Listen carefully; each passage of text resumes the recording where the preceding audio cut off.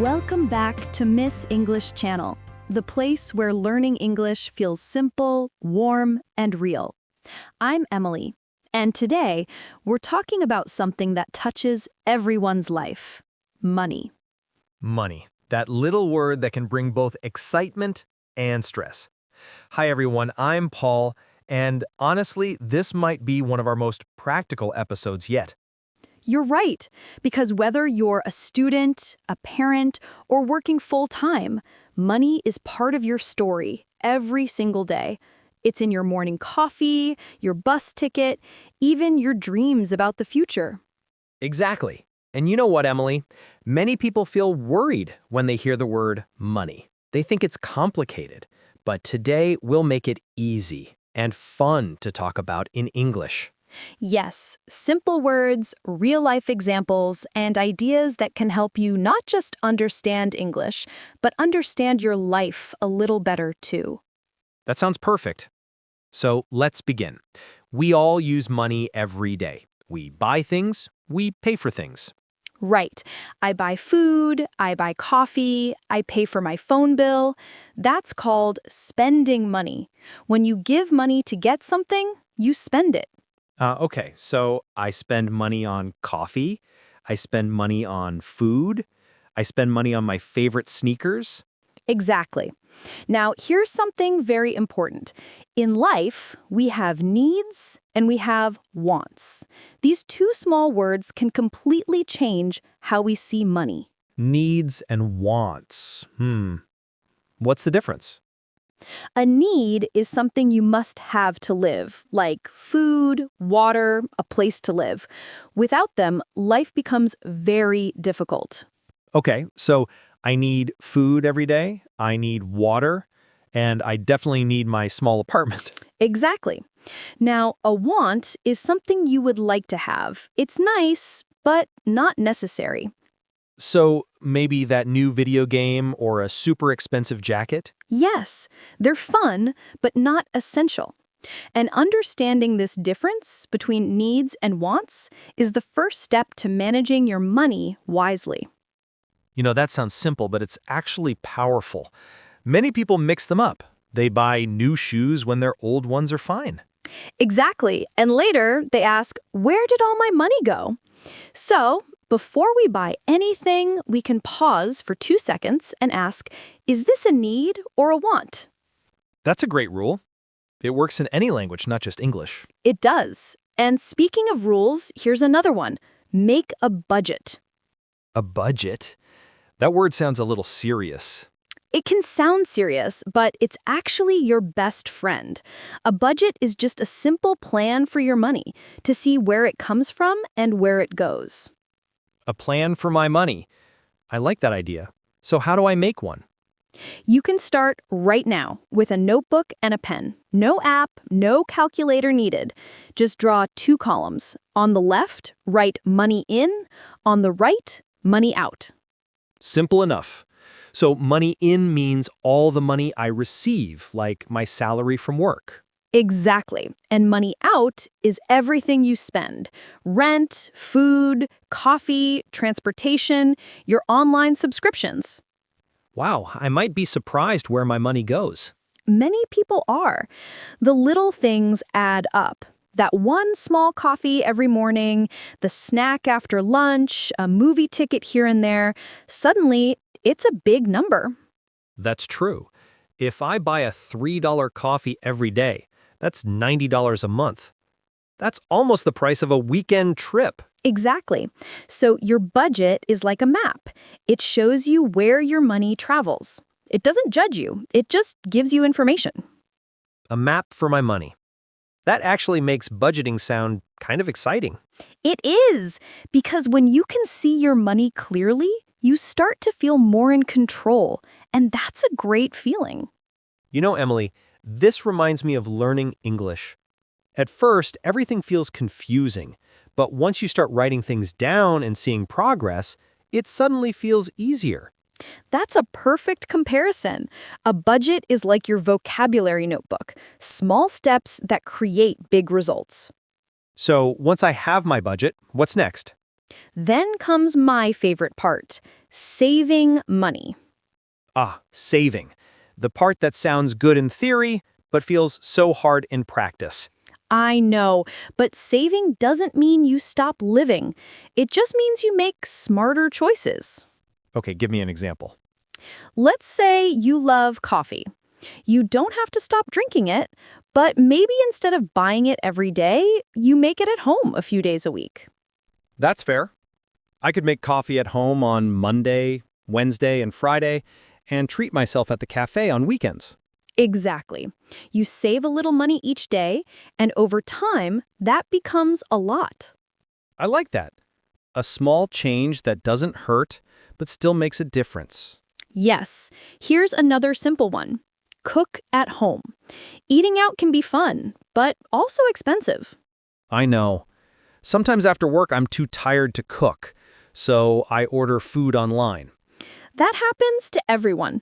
But if you cook once, you can make extra for lunch the next day. That's 2 meals for the price of one. Cook once, eat twice. I like that motto. It's not just about saving money. It's also about feeling proud. You made it yourself, you learned new words for ingredients, and you're living healthier too. That's true.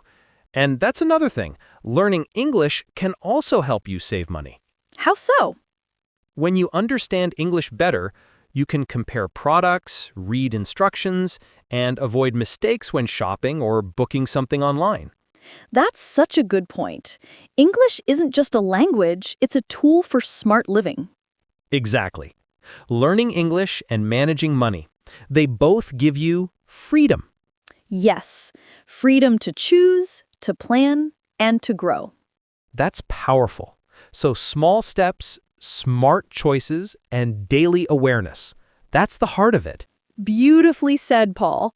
And speaking of steps, next we'll talk about one small tool that makes saving money not just easy, but fun. Fun.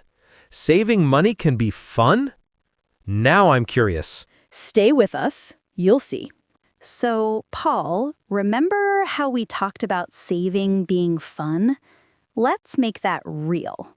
The secret is to have a saving goal. A saving goal? You mean like something I'm saving for? Exactly. A goal gives your money a purpose. Without a goal, saving feels like a chore.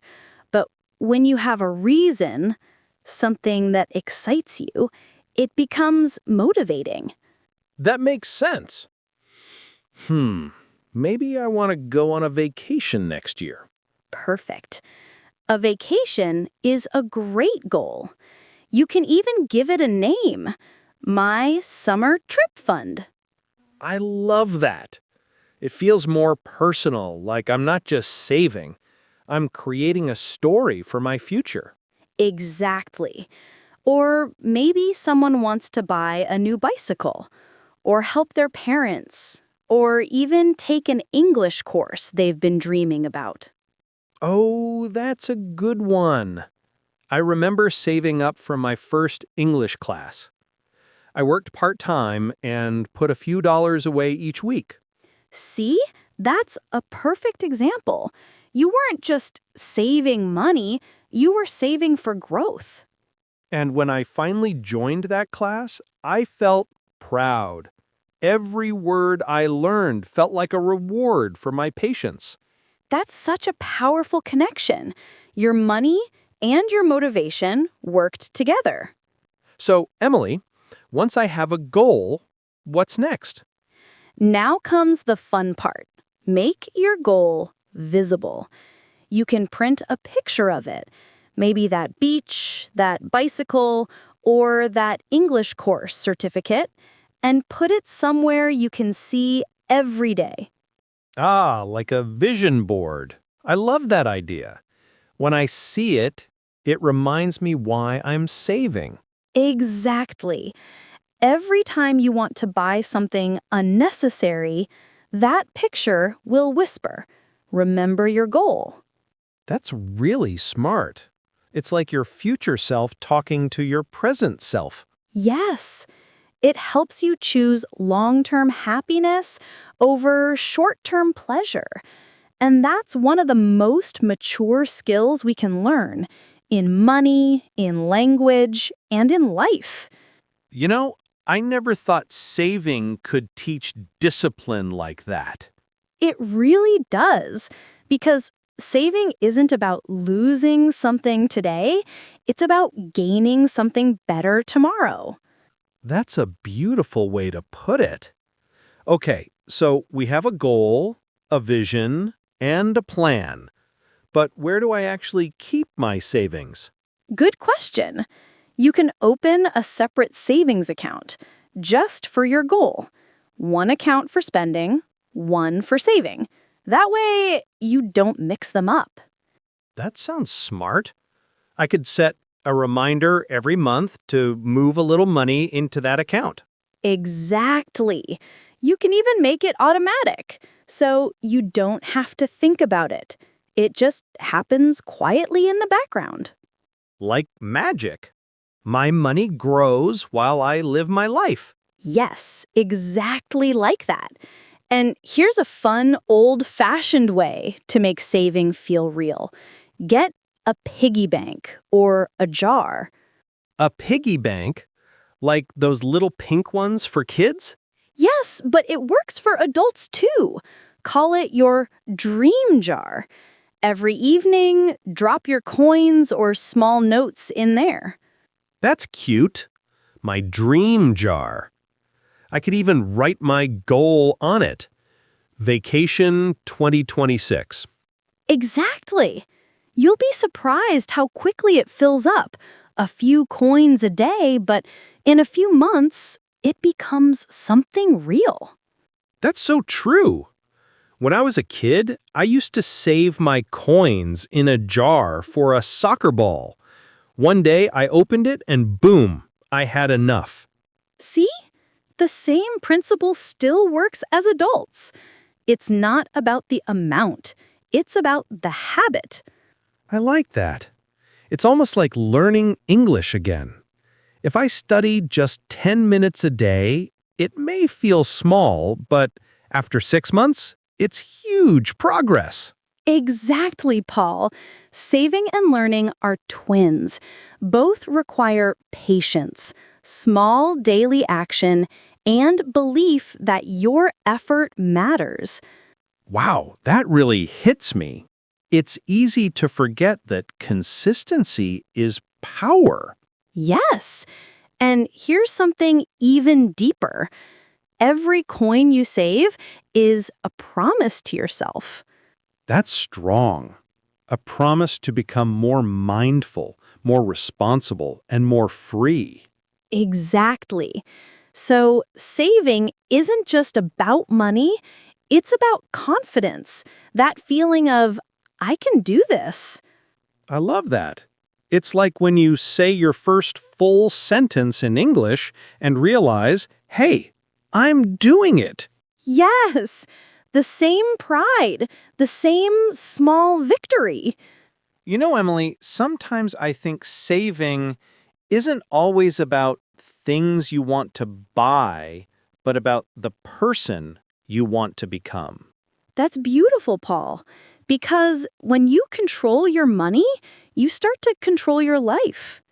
So true. And suddenly, saving doesn't sound boring anymore. It sounds empowering. Exactly. You're saving not just for your future, you're saving your future. Wow, that gives me chills. And when you think about it, your future self will thank you one day. Hey, thank you for being smart back then. Because of you, I can travel, I can learn, I can breathe easier. That's such a nice image. Okay, I'm motivated now. I'm going to start my dream jar tonight. Yes! And remember, it doesn't matter how small you start. What matters is that you start. That's the key. Start small, stay consistent, grow big. Exactly. And just like in English, Don't wait for perfect. Start speaking, start saving, start growing. That's a wonderful message, Emily. Thank you, Paul. And before we move to our final part, I want everyone listening to think, what's one thing you want to save for this year? Maybe it's a trip, maybe a gift for someone you love, or even your own education. Whatever it is, write it down and start today. Because every small step counts. Every coin, every choice, every new word you learn. Yes, this is not just about money. It's about mindset. And that mindset can change your life. You know, Emily, something just clicked from me. This whole talk about money isn't really about numbers. It's about habits, mindset, and how we treat ourselves. Exactly. It's not how much you earn, but how you use what you have. Money is like language. You can waste it carelessly, or you can use it to build something meaningful. That's deep. So, learning to manage money is a kind of emotional intelligence. Yes. Because when you plan your money, you're also planning your peace of mind.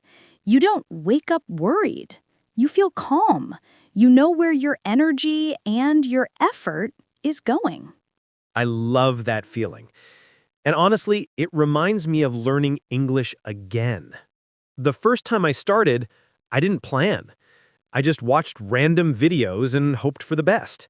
But when I made a study plan, like a budget for my time, I finally started improving. That's such a great example. A money budget, a time budget, an English budget, it's all the same.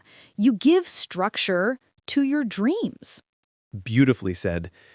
Because dreams without structure stay dreams. Exactly. But when you take one step every day, a small one, it becomes progress. You know, Emily, I think people sometimes see money as the enemy, but it's not. It's a mirror. It shows how we live, what we value, and how much control we have over our choices. That's such a powerful thought. And you're right, money itself isn't good or bad. It's simply energy. You decide where it flows. So if I spend mindlessly, my energy is lost. But if I spend with awareness, I grow. Exactly. It's the same with words. When you speak English with purpose, when you say, I can, I will, I'm learning, you grow. I really love how those two connect. Language and life. They always do, because communication is more than words, it's reflection. And managing money is more than saving, it's self-respect. Wow, that's gold. You should put that on a t-shirt. Maybe one day. But really, that's the message. When you take care of your money, you're taking care of your mind. So true. And you start to trust yourself more. Like, yes, I can plan. I can learn. I can improve. That's the magic of small, consistent actions. Whether it's saving $1 or learning one new word, it builds momentum. And one day, you look back and realize, wow, I did it. I'm not the same person anymore. Exactly. You're more confident, more capable, and more free. That's such a beautiful place to be. Yes.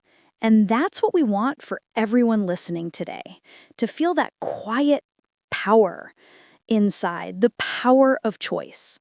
You don't have to be rich to feel secure. You just need awareness. Exactly. Awareness, patience, and a little courage. And maybe a notebook, a dream jar, and a big heart. Yes, those two. So, Emily, let's do a quick review before we end this episode. Perfect idea. Okay, first remember the difference between needs and wants. Needs are what you must have. Wants are what you'd like to have. Second, make a simple budget.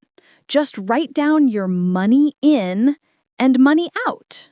Third, find small ways to save, like making coffee at home or cooking instead of ordering food. Fourth, set a goal, something meaningful to you.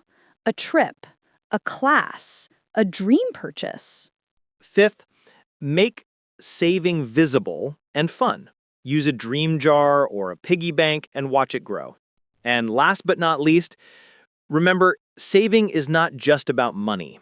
It's about mindset, discipline, and self-love. That's right, because every small act of discipline builds confidence. And confidence makes life feel lighter. You said it perfectly, Paul.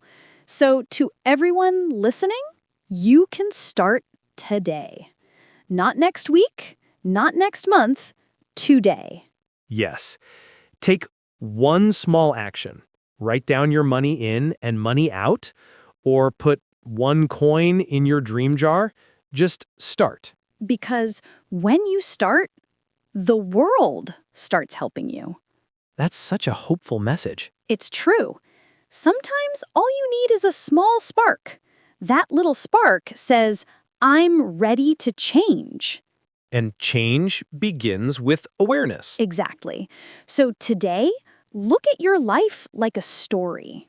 You're the main character. You make choices. You learn lessons.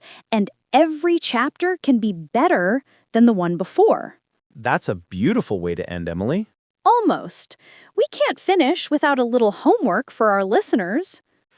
Okay, here it comes. We'd love to hear from you. What's one thing you're saving for right now? Is it something small, like a gift for your friend? Or something big, like your dream trip or English course? Tell us in the comments below. Writing it in English is great practice and it makes your goal feel more real. Yes, and don't forget to subscribe to Miss English channel for more warm, simple, and inspiring English conversations like this. And share this episode with someone you care about. Maybe they need a little motivation today. That's right. Every share can inspire another person to take one small step.